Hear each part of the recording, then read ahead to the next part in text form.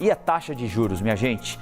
13,75% ao ano, sufocando a economia. O Prêmio Nobel de Economia do ano passado está dizendo que a taxa de juros aqui no Brasil é um atestado de morte da nossa economia. Ou seja, neste momento parecem quase todos contra o Banco Central. Isso vai funcionar de alguma coisa? Essa pressão toda vai, de alguma maneira, fazer com que o Banco Central pense em outros aspectos que não exclusivamente o combate à inflação para eventualmente reduzir a taxa básica de juros? Pouca gente acredita nisso, né? A reunião do Copom, minha gente, começa hoje em meio à pressão para redução de juros. É inegável que o presidente Lula conseguiu colocar uma pauta sobre a mesa e fez essa pauta ser a vencedora na discussão com o Banco Central. Por quê? Porque ele conseguiu angariar simpatia para a tese de que o Banco Central está deixando as taxas de juros muito mais altas do que o necessário, de gente que não é necessariamente simpática ao PT, que não é necessariamente simpática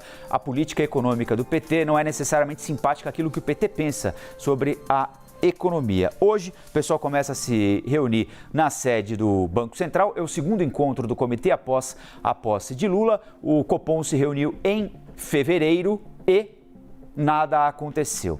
Bom, amanhã, depois do fechamento do mercado, a decisão do Copom vai ser anunciada, né? Eu estava falando sobre pressão, olha só, a gente tem aqui o presidente da Fiesp, que é a Federação das Indústrias do Estado de São Paulo. Taxa de juros no Brasil são pornográficas. Antes fossem pornográficas, né? Porque pelo menos alguma coisa a gente poderia aproveitar disso. Mas nem pornográficas são.